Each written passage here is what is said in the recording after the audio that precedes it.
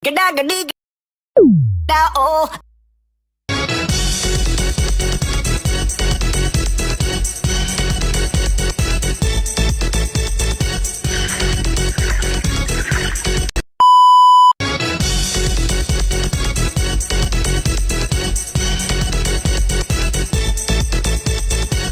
Pengertian hukum administrasi negara atau HAN.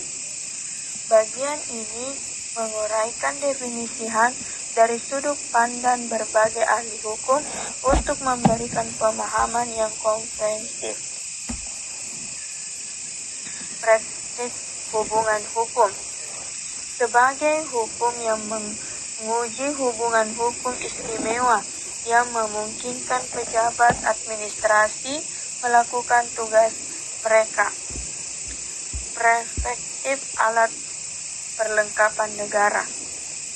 Sebagai aturan yang harus diperhatikan alat perlengkapan negara saat menjalankan kekuasaan. Perspektif administrasi negara menekankan pada seluruh kegiatan negara untuk melaksanakan kebijakan negara. Membedakan administrasi negara secara luas atau kegiatan negara melaksanakan kekuatan politik dan eksekutif, kegiatan badan eksekutif dalam pemerintahan. Mendefinisi HAN dalam 3 arti: sebagai aparatur instruktif, sebagai fungsi pelayanan prima, dan sebagai proses teknis pelayanan undang-undang. Sumber hukum administrasi di Indonesia. Sebagai negara hukum, setiap tindakan pemerintah harus memiliki dasar hukum atau legitimasi. Sumber-sumber hukum di Indonesia meliputi: yang pertama, Pancasila menerapkan sumber hukum nasional karena mencerminkan pandangan hidup, cita-cita hukum, dan norma bangsa Indonesia. UUD 1945 menerapkan hukum dasar tertulis tertinggi yang mengatur prinsip mendasar mengenai hak asasi manusia dan struktur dasar ketatanegaraan.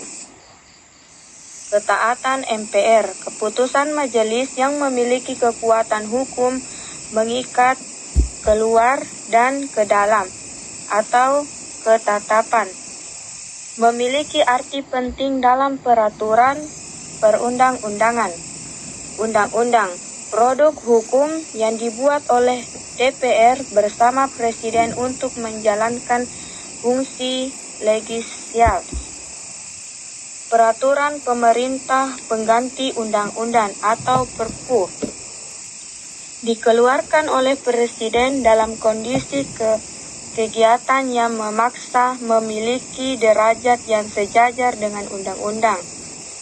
Peraturan pemerintah atau PP, aturan yang dibuat pemerintah untuk melaksanakan undang-undang setiap mestinya. Peraturan dan keputusan materi. Peraturan yang dilakukan oleh Menteri mengenai bidang tugas yang bersifat umum maupun khusus. Peraturan daerah atau Perda. Keputusan kepala daerah dibuat untuk melaksanakan otonomi daerah dan menumpung kondisi khusus dalam daerah masing-masing. Jurisprudensi. Keputusan peradilan yang disusun secara distriksi dan digunakan sebagai landasan hukum dalam pengambilan keputusan. Dan yang terakhir, doktrin. Mendapat para pakar hukum berpengaruh dan sering digunakan oleh hakim sebagai sumber dalam mengambil keputusan. Pengertian dan karakteristik hukum administrasi negara. 1. Pengertian hukum administrasi negara atau HAN. Hukum administrasi negara adalah cabang hukum publik yang mengatur organisasi, wewenang fungsi, serta tata cara pemerintah dalam menjalankan tugas pemerintahan. Han mengatur antara pemerintah dengan warga negara serta antara badan administrasi negara. Han berfungsi sebagai ganda, yaitu dasar legitimasi, tindakan pemerintah, dan sebagai alat kontrol agar pemerintah tidak bertindak sewenang-wenang. Yang kedua, karakteristik hukum administrasi. Han memiliki karakteristik utama seperti bersifat hukum publik, mengandung unsur kekuasaan, mengatur tindak administrasi, melindungi hak warga negara, bersifat dinamis dan fleksibel, serta mengakui adanya deskripsi. Han juga berdasarkan asas-asas hukum pemerintah yang baik atau AUPB. Yang ketiga, fungsi administrasi negara. Fungsi Han meliputi pengaturan pelaksanaan tugas pemerintah, menjamin keputusan hukum, mewujudkan pemerintah yang baik, serta memberikan perlindungan hukum bagi masyarakat terhadap tindak sumeris. Organ administrasi negara. Pengertian organ administrasi negara dan prinsip pembentukannya. Organ administrasi negara adalah lembaga pemerintah yang menjalankan fungsi eksekutif dalam penyelenggaraan pemerintah. Yang kedua, jenis-jenis organ administrasi negara. Organ administrasi negara terdiri dari berbagai organ seperti kementerian, lembaga non-kementerian, lembaga non-intelektual, dan organ daerah. Yang ketiga, wewenang dan fungsi administrasi negara. Wewenang adalah kekuasaan hukum diberikan kepada organ pemerintahan untuk bertindak. Fungsi organ administrasi meliputi perencanaan, pelaksanaan kebijakan, pelayanan publik, dan pengawasan. Yang keempat, hubungan dan koordinasi antar organ.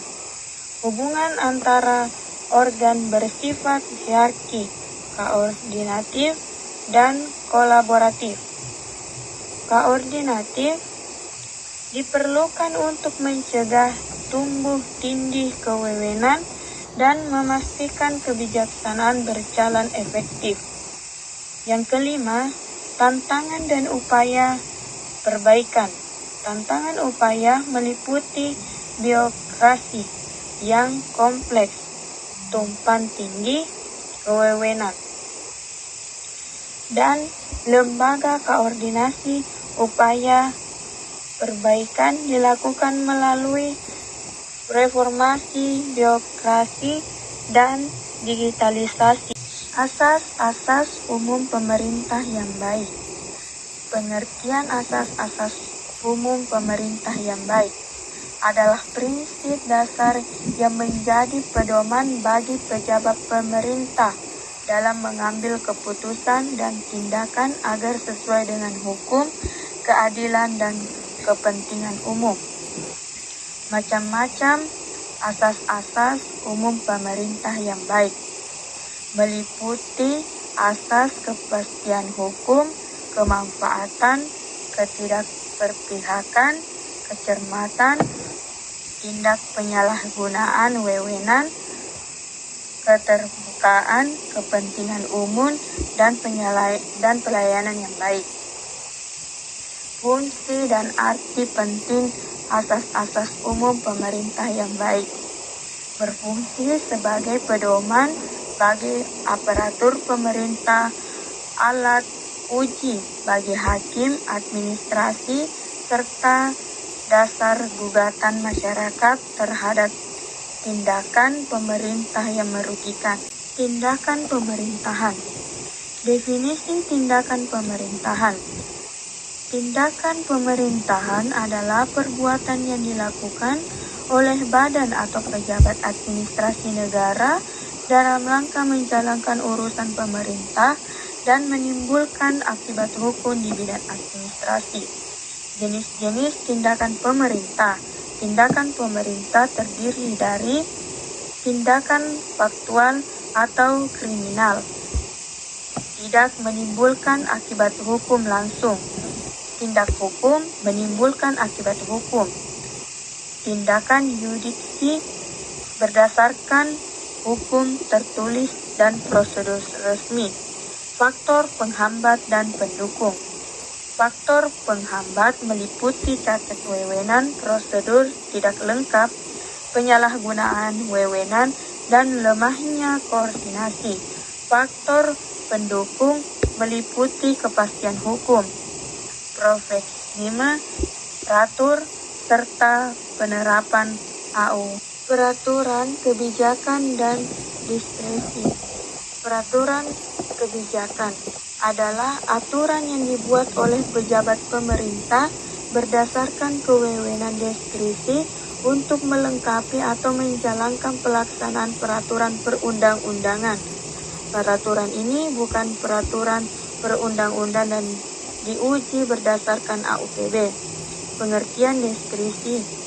Diskresi adalah wewenang pejabat pemerintah untuk mengambil keputusan ketika hukum tidak mengatur, tidak lengkap, atau tidak terlintas pemerintah demi kepentingan umum. Legalitas dan batas diskresi. Diskresi harus sesuai dengan tujuan kewenangan, tidak bertentangan dengan hukum, memperhatikan AUPB, serta dapat bertanggung jawab serta harus normal. Menyalahgunakan diskresi dapat menyebabkan keputusan batal atau dapat dibatalkan. Pengertian dan dasar hukum. Sengketa tata usaha negara. Definisi. Perselisihan antara subjek hukum perdata, orang atau badan hukum, dengan badan atau pejabat tata usaha negara sebagai akibat dikeluarkan keputusan tata usaha negara. Landasan hukum utama. Undang-Undang Nomor 51 Tahun 2009, Perubahan Kedua UPTN. Undang-Undang Nomor 30 Tahun 2014 tentang administrasi pemerintahan. Kriteria KTUN yang dapat disengketakan bersifat koordinat, objek jelas, individu sesuai subjek tertentu, dan final sudah menimbulkan akibat hukum tetap. Unsur terjadinya sengketa. Adanya subjek hukum, adanya pihak penggugat yang merasa dirugikan, dan pihak tergugat pejabat atau badan TUN. Adanya kerugian nyata. Kerugian dapat berupa materi, ekonomi, atau usaha maupun non-materi, hak asasi, kedudukan jabatan. Hubungan hukum publik. Tindakan yang diperoleh adalah dalam kepastian pejabat sebagai penyelenggaraan negara, bukan urusan pribadi. Jenis penyelenggaraan pejabat. Penyalahgunaan wewenang. Menggunakan wewenang untuk tujuan lain di luar maksud pemberian wewenang tersebut. Meliputi wewenang. Pejabat meliputi keputusan yang bukan menjadi atau keputusannya. Tindakan sewenang-wenang. Keputusan yang diambil tanpa dasar pemberitahuan hukum yang logis atau melanggar AUPB, asas-asas umum pemerintah yang baik. Penyelesaian sengketa tata usaha negara. Upaya administratif wajib ditempuh dahulu. Prosedur keberatan diajukan kepada pejabat pengeluaran KTUN, memberikan keputusan bagi instansi tersebut, mengkoreksi keputusannya sendiri. Prosedur banding administratif diajukan kepada atasan pejabat atau instansi yang lebih tinggi, contoh Badan Pertimbangan Aparatur Sipil Negara. Jalur litigasi. Gugatan dilakukan jika upaya administratif ditolak atau tidak memuaskan. Pemeriksaan persiapan. Hakim memeriksa perlengkapan administrasi gugatan sebelum masuk ke materi pokok. Pembuktian. Penggugatan alat bukti berupa surat keterangan saksi, ahli, dan pengakuan para pihak. Keputusan. Hakim dapat menyatakan gugatan ditolak, dikabulkan, KTUN dibatalkan, atau tidak diterima. Reformasi birokrasi dan pengawasan. Visi dan misi reformasi. Visi terwujudnya birokrasi berkelas di dunia. Misi menghilangkan praktek korupsi, meningkatkan kualitas pelayanan publik, dan memperkuat akuntabilitas kinerja. Cukupan reformasi, 8 era perubahan, organisasi, penataan, kelembagaan agar lebih ramping dan dapat berfungsi. Tata laksana, penggunaan sistem elektronik dalam pelayanan. Peraturan perundang-undangan, harmonisasi hukum agar tidak tumpang tindih. SDM aparatur. Rekrutmen berbasis merit sistem dan penggalangan komparasi berkelanjutan. Pengawasan. Memperkuat sistem kontrol internal untuk mencegah penyimpangan. Akuntabilitas fokus pada hasil, bukan sekedar serapan anggaran. Pelayanan publik, sistematisasi pelayanan yang lebih cepat, mudah, dan transparan. Budaya kerja, transformasi pola pikir, aparatur menjadi pelayanan masyarakat. Sistem pengawasan dilakukan oleh BUPB atau Inspektorat Jenderal di setiap kementerian atau daerah. Pengawasan ekstraktual, BPK, audit atau pengelola keuangan. Ombudsman, pengawasan terhadap maladministrasi pelayanan publik. Masyarakat melalui pengaduan sistem dan keterbukaan informasi. Pengakuan hukum dan sanksi. Sanksi administratif, teguran tertulis, penundungan kenaikan pangkat, hingga memberhentikan secara tidak hormat. Sanksi pidana, jika tindak pejabat mengandung unsur tindak pidana korupsi atau penyalahgunaan kekuasaan yang merugikan keuangan negara. Manfaat teknologi. Menggunakan aplikasi laporan seperti Lapor untuk memastikan setiap keluhan warga ditindaklanjut secara hukum.